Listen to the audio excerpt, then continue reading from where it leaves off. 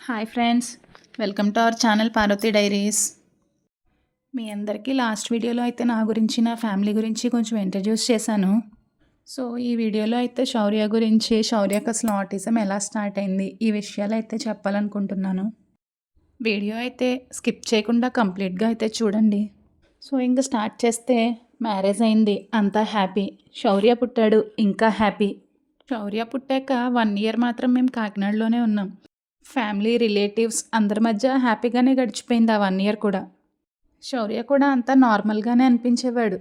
అందరి పిల్లల్లానే టైంకి బోర్లా పడటం, పాకడం, నడవడం అన్నీ కూడా టైంకి కరెక్ట్గానే వచ్చేసాయి వాడికి కూడా. 11th మంత్ అలా వచ్చేసరికే వాడు యాక్చువల్గా నడవడం అయితే స్టార్ట్ చేసేసాడు. సో అలా మాకు కూడా ఇంకా ఎలాంటి డౌట్ కూడా రాలేదు. అంతా బాగానే ఉన్నాడని అనుకున్నాం. ఓకే, అంతా బాగానే జరుగుతుంది అనుకునే టైంలో మా హస్బెండ్కి కర్ణాటక అయితే ట్రాన్స్ఫర్ వచ్చింది. అప్పుడు శౌర్యకి 12th మంత్ అలా అనుకుంటా.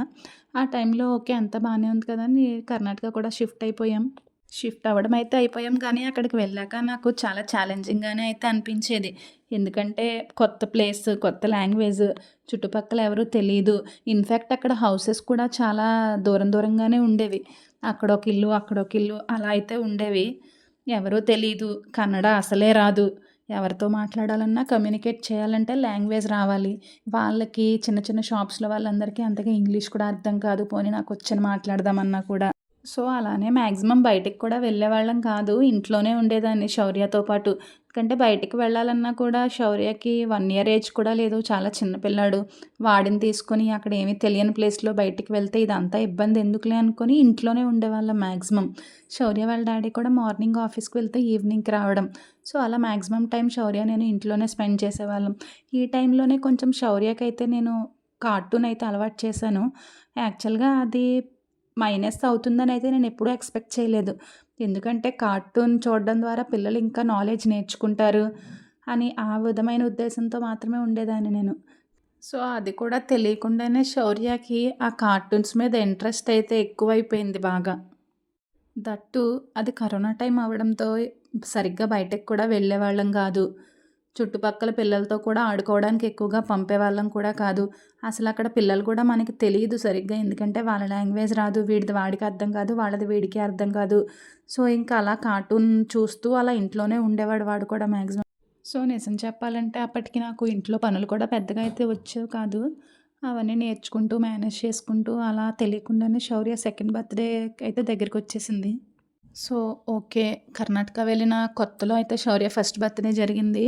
సో మాకు అక్కడ ఎవరు తెలియకపోవడంతో అంతగా అయితే పెద్దగా ఏం సెలబ్రేషన్స్ ఏం చేయలేదు.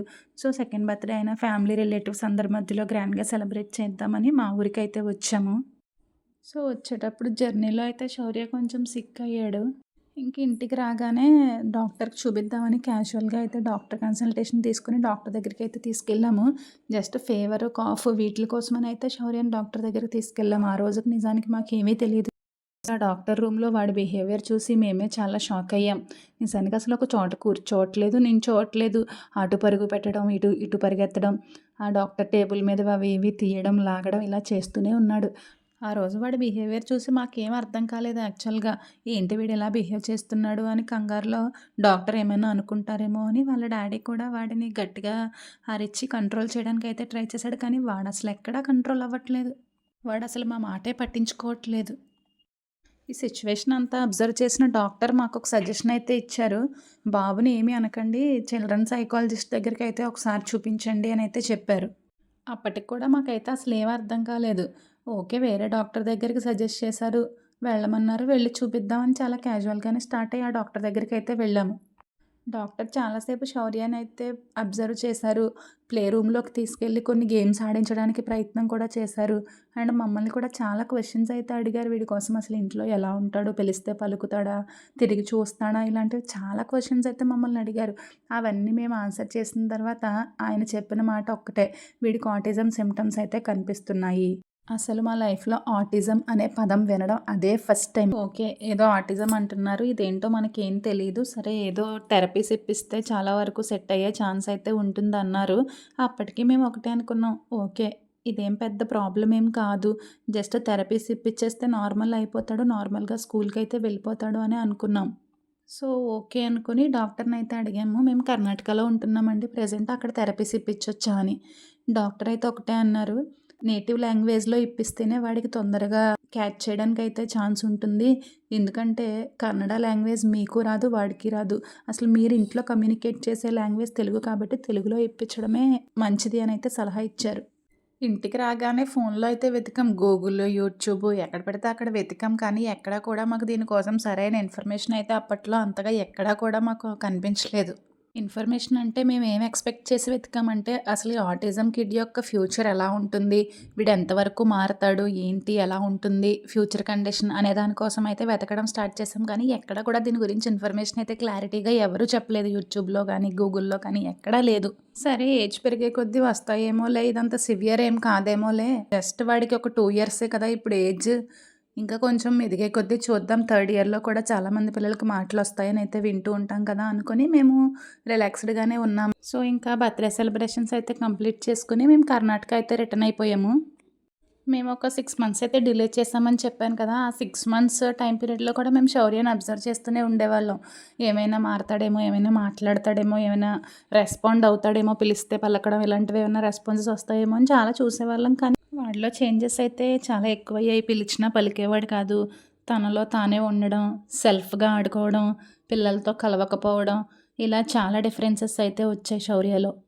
ఇంకా స్పీచ్ పరంగా చూస్తే కనీసం అమ్మ, నాన్న అని కూడా పిలవలేకపోయేవాడు. ఎంత ట్రై చేసినా పెద్దగా రియాక్షన్ అయితే ఏమి ఉండేది కాదు.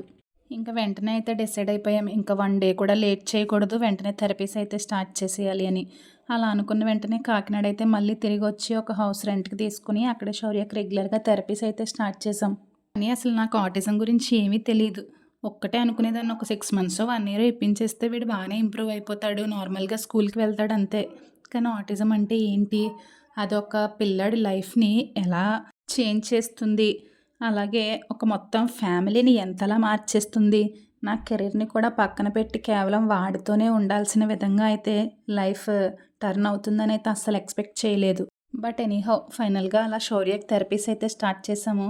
కానీ అసలు జర్నీ మాత్రం అప్పుడే మొదలైంది.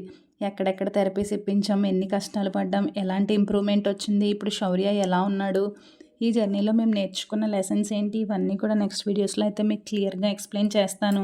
శౌర్య ఈ జర్నీ నుంచి తొందరగా బయటికి రావాలని కోరుకుంటూ, తనకి సపోర్ట్ చేస్తూ కామెంట్ సెక్షన్‌లో ఒక హార్ట్ సింబల్ అయితే డ్రాప్ చేయండి. ఈ వీడియో మీకు నచ్చినట్లయితే లైక్ చేసి సబ్స్క్రైబ్ కూడా చేసుకోండి.